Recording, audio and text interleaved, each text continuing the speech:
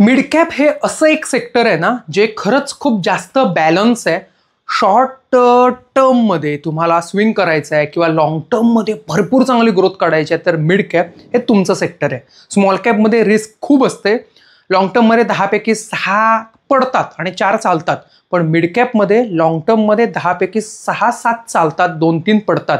Mid cap हे ट्रान्झिशनल sector आहे. Small cap वर येताना मिड कॅपमध्ये राहतात काही काळ आणि ते होतात शेवटी लार्ज कॅपमध्येच. मिड कॅपची कैक उदाहरणं आहेत जे स्टॉक डबल झाले, 3 पट झाले, 5 पट झाले. Mutual fund mid captcha literally 19 महिन्यात डबल होतो. कुठला? हाच म्युच्युअल फंड 19 ते 21 महिन्यात डबल झालाय. डबल. मला त्याच्यातून 60-63% रिटर्न मिळालेत मोतीलालच्या मिड कॅप फंड पासून. माझ्या फॅमिलीकडे HDFC ऑपॉर्च्युनिटी मिड कॅप आहे तर माझ्या स्वतःकडे मोतीलालचा मिड कॅप आहे. मी स्वतःचं उदाहरण दिलं तुम्हाला. ह्याच्याने तुम्हाला बघायचं असेल तर तुम्ही जाऊ शकता. NAV किती आहे? 116 आहे. म्हणजे याने लिटरली किती 10 पट पैसे केले ना लोकांचे. ओके, रिस्कोमीटर वगैरे आहे. फंडची साईज किती मोठी करोड आहे बघा ना. ही जेवढी वाढेल तेवढा तुमचा NAV वाढतो. एक्सपेन्स रेशो 0.7 आहे, 1% आत आहे. चांगली गोष्ट आहे. चालो, तर मिड कॅपमधले स्टॉक्स आहेत ना हे लॉंग टर्मच्या पोर्टफोलिओत तुमच्या असावेत. वाटल्यास मध्ये मध्ये स्विंग करत ऑपॉर्च्युनिटी आली तेव्हा स्विंग केले यासाठी तुम्ही ठेवू शकता. डिक्सॉन टेक्नॉलॉजीतला जायंट 9 पासून 13, 14, 15, 16 हजार गेला होता आणि हे स्वतःच म्हणतात की आम्ही 40,000 जाऊ म्हणून.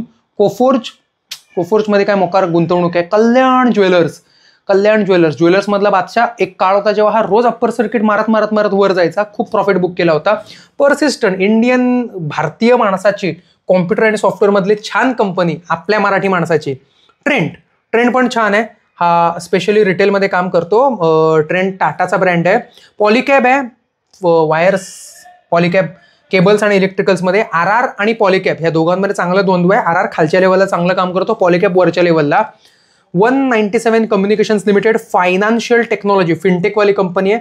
KEI इंडस्ट्रीज हे पण केबलमधले आहे बघा. केबलमधला पॉलिकॅब आणि KEI हे दोन चांगले काम करतात. हे असं सेक्टर आहे केबल्स आणि इलेक्ट्रिकल्सचं जे दिसत नाही पण याच्यात ग्रोथ खूप आहे. घरं वाढतात, गोष्टी वाढतात, कम्युनिकेशन, हेवी मशिनरीज, प्रत्येकाला वायर्स केबल्स लागतात. मी माझं घर बांधताना स्वतः अर्ध्या लाखाच्या केबल्स आणि वायर्स घेतल्याचं मला आठवतंय. पॉलिकॅबच मी शक्यतो हॅव्हल्स पॉलिकॅबला मी जास्त भर दिला होता. भारती हेक्झाकॉम टेलिकॉम इक्विपमेंट आहे. टेलिकॉममध्ये बऱ्याच गोष्टी लागतात, कोणतरी द्यायलाच पाहिजे ना. मॅक्स हेल्थकेअर हॉस्पिटल म्हणजे तुमच्या हेल्थकेअरवरचं आहे. मॅक्सचा इन्शुरन्स माहिती आहे ना तुम्हाला. हे त्याचे मेजॉरिटी शेअर्स आहेत मोतीलाल ओसवालच्या मिड कॅपचे. याच्यामध्ये बघायला गेला तर 10% म्हणजे 10%च्या आसपास कोफोर्ज आणि डिक्सॉन टेक आहे. डिक्सॉन माझ्या लॉंग टर्म पोर्टफोलिओत आहे. कोफोर्ज माझ्याकडे कमी आहे पण माझ्याकडे तो आहे. 8%च्या आसपास यांच्याकडे पर्सिस्टंट आणि ट्रेंड आहेत. म्हणजे यांनी याला महत्त्व चांगलं दिलेलं दिसतंय. कॉम्प्युटर्समध्ये त्यांनी कोफोर्ज आणि पर्सिस्टंट ह्या दोघांना त्यांनी चांगलं महत्त्व दिलंय मिड कॅपमध्ये. कारण तेच उद्या वाढतात ना, उद्याचे जायंट होणारच आहेत ना. पर्सिस्टंट हा उद्याचा इन्फोसिस आहे असं म्हटलं जातं. खाली आणि मॅक्स केअर हॉस्पिटल. ओके, हे सेक्टर एक नवीन आहे जे आपल्या मागच्या 2 म्युच्युअल फंडमध्ये आपण जास्त बघितलं नव्हतं, महत्त्व दिलेलं. पुढे बघा, Dixon the brand behind the brands. कैक ब्रँड याच्याच गोष्टी वापरतात. Powering innovation, driving excellence, precision and performance in every product. प्रत्येक गोष्टीत आहे. मोबाईल आहे त्याच्याशिवाय काय चालतं. त्याच्यामुळेच तर तुम्ही आणि आम्ही कनेक्टेड आहोत. त्याच्यामधल्याच गोष्टी फक्त मोबाईल नाही बरं का. प्रत्येक गोष्टीत एक कॉम्प्युटर आहे, प्रत्येक गोष्टीत एक रोबो आहे, प्रत्येक गोष्टीत एक डोका आणि मेंदू आहे. तुमच्या वॉशिंग मशीनमध्ये लाईट गेल्यावरती मागचं फंक्शन लक्षात ठेवतं, सिलेक्टेड करतं, फंक्शन करतं, मल्टी फंक्शन. तुमचा रेफ्रिजरेटर आहे जो वायफायला कनेक्ट असून तुम्हाला सांगतो, सूचना देतो, ब्ला ब्ला ब्ला ब्ला गोष्टी. ह्या सगळ्या गोष्टींमध्ये जे मशीन चालतं या सगळ्यांमध्ये डिक्सॉन काम करतो. प्रत्येकाचा IC काहीतरी त्याच्यात बनत असणार आहे, डिस्प्लेपासून IC पर्यंत. Leading innovation in electronics manufacturing. Sky's the limit आहे. माणसं वाढतात, ही गोष्ट वाढणारच आहे. डिक्सॉन 16,600च्या आसपास आहे. हा तुम्हाला कधीही 16,200च्या आसपास मिळाला तर तुम्ही घेऊ शकता. मिळेल की नाही बघा. आम्ही मात्र याला खूप डीपमध्ये इन्व्हेस्टमेंट केलं होतं. 14,200, 14,400ला मी इन्व्हेस्टमेंट याच्यात केलं होतं. बघा ना, हा 14 पासून 15, 16, आता 17च्या आसपास सुद्धा जाऊन टेकलेला आहे. 17च्या पलीकडे जाण्याचा ट्राय करतोय. PE रेशो 73 आहे. या सेक्टरमधला थोडासा वाढलेला आहे PE रेशो. याचा PE रेशो अजून खूप मोठा होता, 100च्या बाहेर होता, आता कुठे खाली आलाय. अजून थोडा दबू द्या, आपण याला घेऊया. मार्केट कॅप 1 ट्रिलियन आहे याचं. चांगली गोष्ट आहे या कंपनीसाठी. मिड कॅपमधला 1 trillion is quite a good thing mid कॅपमध्ये. याचा इन्कम स्टेटमेंट ॲन्युअली बघितला तर इयर ऑन इयर याचा रेव्हेन्यू 100% वाढतोय. येणारा रेव्हेन्यू ऑपरेटिंग एक्सपेन्सेस 63% वाढलाच पाहिजे, कारण टेक कंपनी आहे, गोष्टी बदलतात, R&D येतात, बऱ्याच गोष्टीमध्ये ऑपरेटिंग एक्सपेन्सेस होणं साहजिक आहे. नेट इन्कम 200% वाढलंय, बिग थंब ब्रो. नेट प्रॉफिटचं मार्जिन, प्रॉफिटमधलं प्रॉफिट 35% वाढवत आहेत, खरंच खूप चांगली गोष्ट आहे. पुढे बघितलात तर कॅश आणि शॉर्ट टर्म इन्व्हेस्टमेंटच्या वाढलेल्या आहेत. टोटल अशीट्स बऱ्याच वाढल्या तो 140% आणि लायबिलिटीज 150% वाढल्यात. Big thumb bro, big thumb. प्रमोटर्सकडे काय आहे? 28% प्रमोटर्सकडे आहे. DII कडे खूप आहेत, FII कडे जरा कमी आहेत, पण ठीक आहे, हा स्टॉक आहे जो आहे. बघा ना, 25 एकदम स्टेबल. बघा ना, एकदम 4 चतकोर तोडल्यासारखे. छान इन्व्हेस्टमेंट आहे. Dixon, big thumb for you for long term investment. Coforge emerges as the 7th largest Indian IT service firm. Okay, मग भारतातल्या पहिल्या 10 मध्ये येते. जायंटच म्हटली पाहिजे. आणि काय 7 म्हणजे काय? सर्व्हिसमध्ये आहे, AI मध्ये आहे, ऑटोमेशन्समध्ये आहे, डाटा अँड ॲनालिटिक्समध्ये आहे, कन्सल्टमध्ये आहे. पार्टनरशिप कोणाची करतोय बघा? Microsoft, MuleSoft, SAP, Salesforce, Appians. बापरे, बऱ्याच कंपन्यांशी करतो. ह्या टॉप मोस्ट कंपन्या आहेत कंट्रीतल्या नाही, जगातल्या.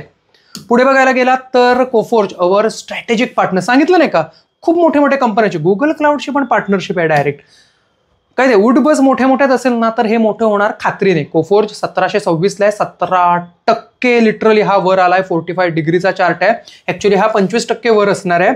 हा इथून जो खाली पडलाय आत्ताच्या फॉलमध्ये, त्यामुळे तुम्हाला तो खाली दिसतोय. एवढे 6 महिने रेस्ट्रिक्शन्स मधून सुद्धा हा वर जातोय म्हटल्यावरती this is the best kind of software company, ज्याला कुठेच ब्रेक लागला नाही एवढ्या ट्रम्पच्या हल्ल्यामध्ये सुद्धा.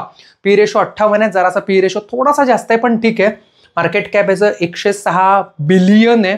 चांगलं आहे, ट्रिपल डिजिट बिलियन आहे, पण मार्केट कॅप 400-500 हे छान असतं, पण 100-106 सुद्धा ह्या कंपनीसाठी चांगलं आहे. मॅनेजमेंट चांगलं असतं जेवढं मार्केट कॅप लिमिटेड असतं. 1100 ते 2000 खूप मोठा गॅप आहे याचा इयरचा. खूप मोठी ग्रोथ केली आहे याने. पुढे बघितला तर year on year income statement annually revenue याचा वर्षानुवर्ष 31% वाढतोय. नेट इन्कम थोडंसंच वाढलंय, प्युअर प्रॉफिट आहे ना, थोडासा वाढलाय. नेट प्रॉफिटचं मार्जिन कमी झालंय रे, हे वाईट गोष्ट आहे, पण ह्याने स्वतःला ग्रीन मेंटेन ठेवलंय स्टॉकने एवढ्या सगळ्या हल्ल्यातून, त्यामुळे ह्या गोष्टी इग्नोरेबल ह्यासाठी आहेत.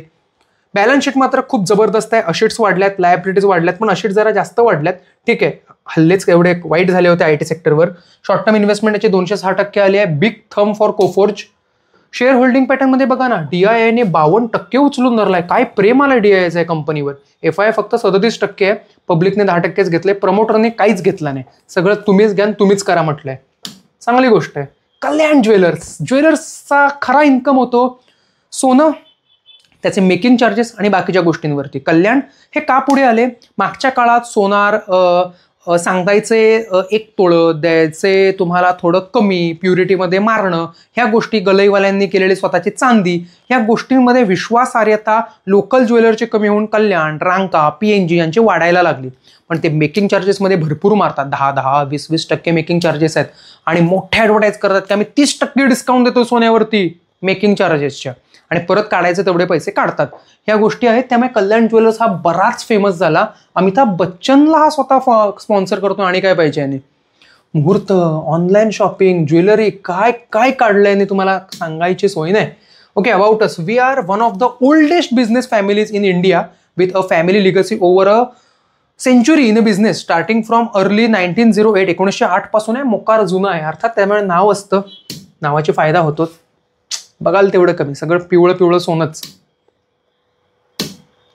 हो, झुमकापासून ते अगदी तुमच्या ह्या काय ते प्रेशियस स्टोन पर्यंत, या पाचूपासून निलमपर्यंत, हिऱ्यापासून सगळंच 8% वर आहे. ऍक्च्युली हा 12-13% वर असणार आहे. ह्या फॉलमुळे तो खाली आलाय. 400, 450, 500, 550, 600, 610, 620 पर्यंत गेला होता. एवढंच नाही, इयरची रेंज 399, म्हणजे 400 पासून 795 डबलची इयरची रेंज यायची. पी रेशो 64 आहे, थोडासा पी रेशो मोठा याचा, पण मार्केट कॅप 520 बिलियनचा आहे. काम सोन्यात करतो. असणारे मार्केट कॅप याचं एवढंच, किती 100-200, पण सोनंच एवढ्या फास्ट वाढलं की याचं मार्केट कॅप आपोआप मोठं झालं असेल. भारी आहे ना. इन्कम स्टेटमेंट बघा ना, नेट प्रॉफिटचं मार्जिन कमी झालं, पण बाकी सगळ्या गोष्टी वाढल्या त्याच्या. सोन्याच्या गोष्टीमध्ये हेच सध्या झालंय. बॅलन्स शीट छान मेंटेन असणार आहे सोनारांकडे. आणि काय, टोटल अशिट्स 18%, पण लायबिलिटी 19, म्हणजे साधारण 1% तिकडे तिकडे आहे. शॉर्ट टर्मच्या इन्व्हेस्टमेंट चांगल्या आल्यात, खरंच अनेक चांगले दिवस दाखवलेत. बघा ना, प्रमोटरकडेच 62% आहेत. यांना माहिती नाही, यांच्या बिझनेसवर यांचा विश्वास आहे. सोनं महाग होणार, डिमांड पण वाढणार, आम्ही मात्र टिकणार. FII कडे जास्त आहेत, DII पेक्षा ही खूप चांगली गोष्ट आहे. Underline the statement. Kalyan jeweller big thumb की FII तुम्हाला जास्त घेतलंय DII पेक्षा. जर FIIचं याच्यावरती लक्ष असेल तर एखाद्या चांगल्या फॉलला आणि PE रेशो जरा कमी आल्यावरती आपण कल्याण ज्वेलर घेऊ शकतो. इन्व्हेस्टमेंटला स्विंगसाठी पण एखाद वेळेस बघू शकता. पर्सिस्टंट काय ओके इमॅजिनिंग द वर्ल्ड. क्या बात आहे. लूप लावला इन्फिनिटीचा. हा इन्फिनिटीच आहे. पर्सिस्टंटसाठी बिग थंब आहे. ही पण एक स्टेबल कंपनी होती 1-2 वर्षापूर्वी. लॉकडाऊनच्या आधीपासून 2024च्या एंडपर्यंत ह्याला स्टेबल कंपनी म्हणून मी बघायचो. खूप पडत नसायची, खूप चढत नसायची. चांगली आहे, याने मला छान ग्रोथ दिली आजपर्यंत. बँकिंग फायनान्शियलमध्ये आहे, industrial, insurance, software, high tech, healthcare, telecom, life science, consumer tech सगळ्यांमध्ये आहे. पर्सिस्टंट AI मध्ये आहे, पर्सिस्टंट क्लाउडमध्ये आहे. क्लाउडला येत्या काळात भरपूर डिमांड आहे. भरपूर म्हणजे खूप जास्त डिमांड आहे. डाटा अॅनालिटिक्समध्ये आहे, enterprises intelligence, enterprises IT security. Persistent एकदम म्हणजे जेवढ्याला होता तेवढ्यालाच आला येतो. तुम्हाला बोललो नाही का, हा एक स्टेबल शेअर आहे, भयानक स्टेबल. पडला चढला पडला तिथेच आला. ग्रेट. PE रेशो 54 आहे, जरा जास्त PE रेशो याचा सेक्टरनुसार. ॲव्हरेज व्हॉल्यूम, मार्केट कॅप याचं 824 बिलियन आहे. खूप चांगली गोष्ट. 500 बिलियनच्या बाहेर जो कुठला मिड कॅप असेल, quite a stable company, quite a stable. इयरची रेंज याची किती आहे? इयरची रेंज 4100 पासून 6700 पर्यंत आहे. खूप चांगल्या रेटला मिळतो. याचा इयरची रेंज बघितलात तर सगळ्या गोष्टी ग्रीन आहेत. Big thumb. Income statement year on year change सगळे ग्रीन आहेत.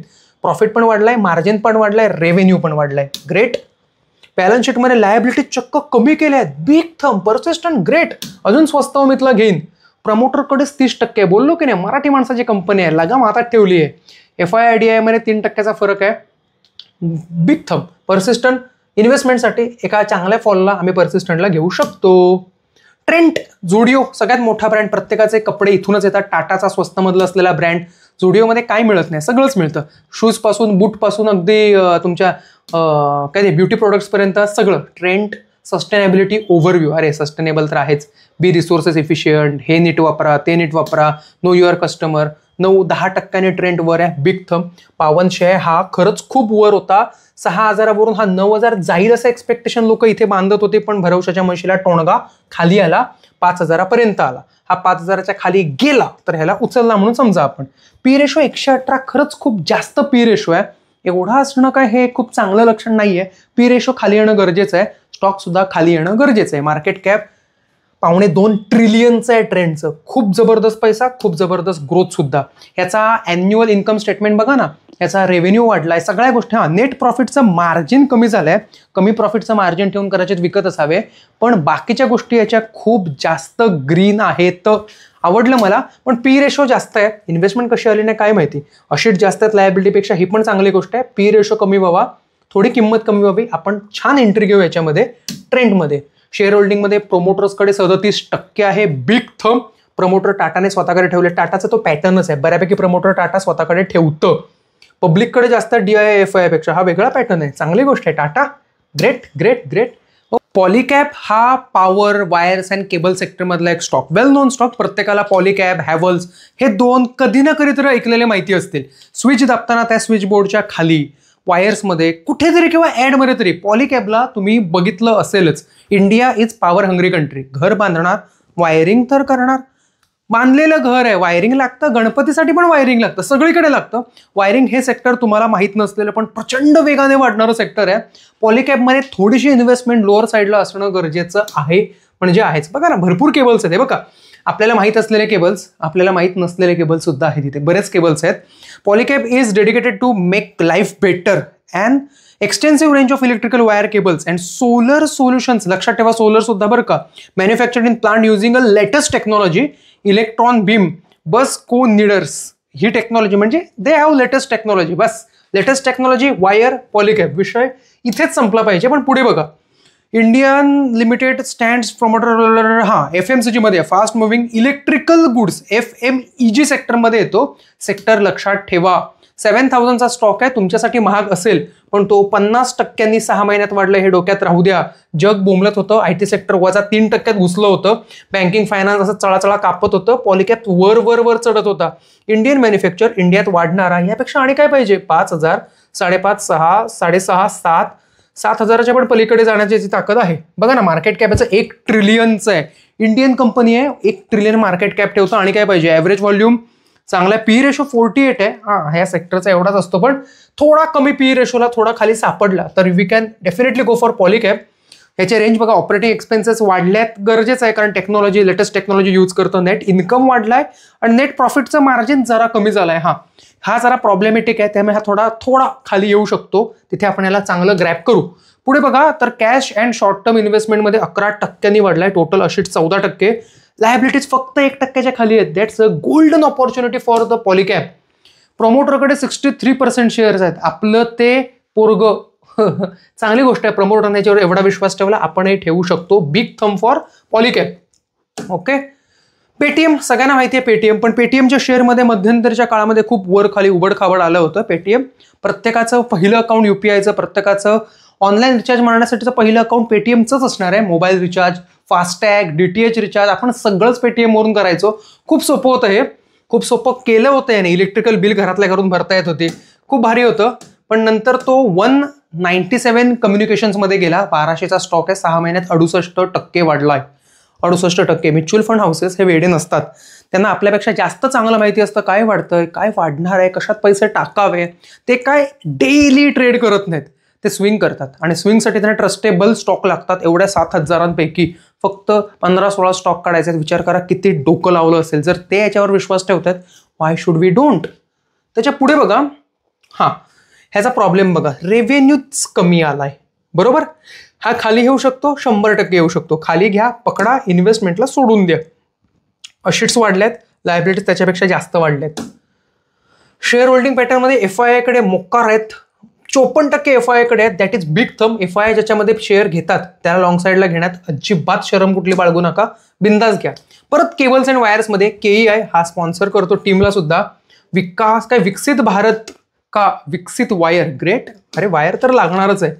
हाय व्होल्टेजच्या केबल्स ज्या आपल्याला नाही ट्रान्समिशन्सला लागतात.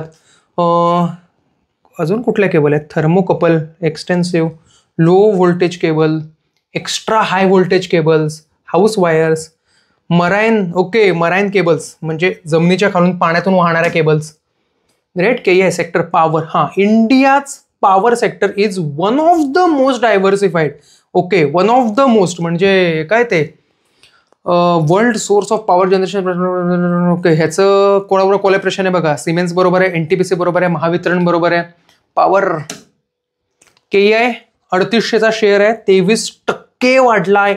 जेवढा याचा mutual fund, parent mutual fund वाढला नाही एवढा हा 6 महिन्यात 23% वाढलाय. KEI इंडस्ट्रीज लिमिटेड खाली 2500ला, वरती 3, 3300, 3500, त्याच्या बाहेर. Great. KEI industries, great great, big thumb.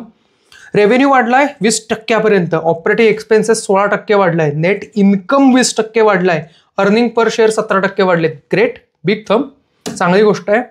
Liabilities कमी झाल्यात आणि अशीट्स वाढवल्यात. KEI वायर्सला माझ्याकडून तरी बिग थंब आहे.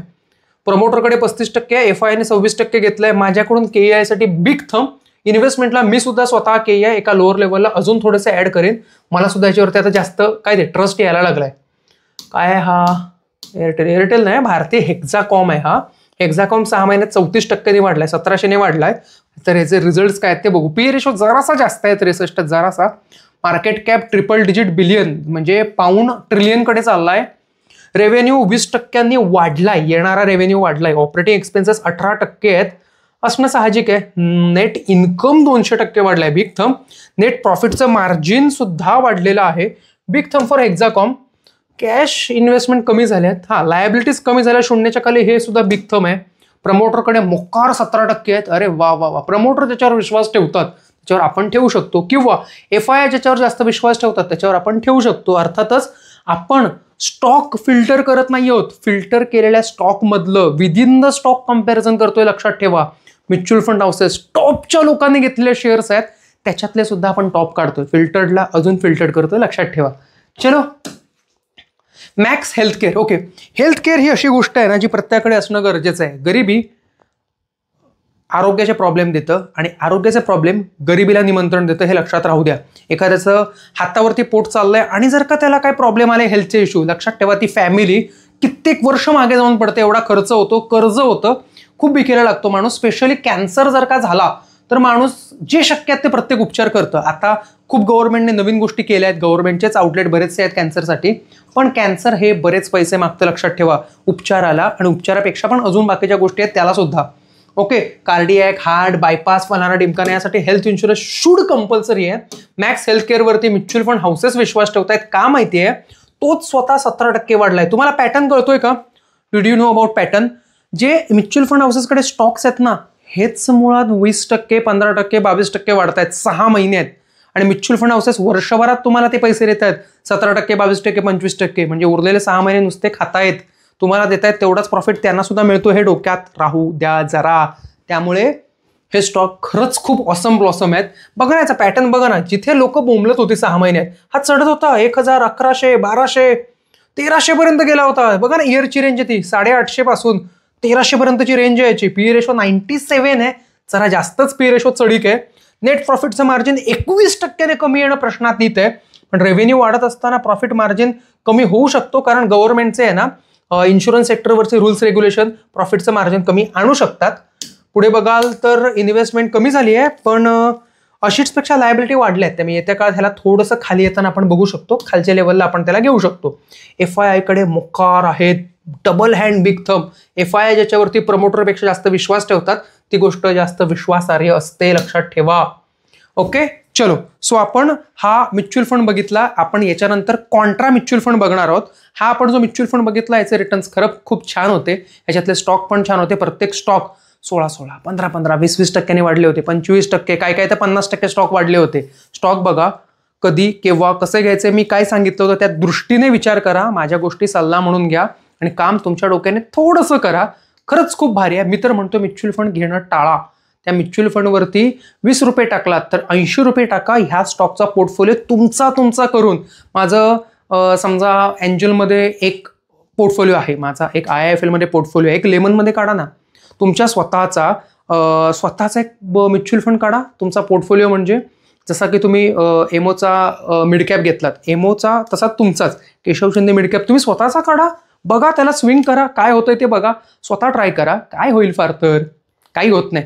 हे जर का 6 महिन्यात 20% देतात, तुम्हाला 10% मिळतील ना, यापेक्षा आणि काय पाहिजे. चलो, नेक्स्ट पार्टमध्ये SBIचा कॉन्ट्रा आपण नीट बघू. कॉन्ट्रा खरंच खूप भारी आहे. का भारी आहे तुम्हाला सांगतो. आणि प्रत्येक स्टॉक काही म्युच्युअल फंडमध्ये कॉमन येत आहे, ते तर तुमच्या पोर्टफोलिओत पाहिजे आणि पाहिजेच.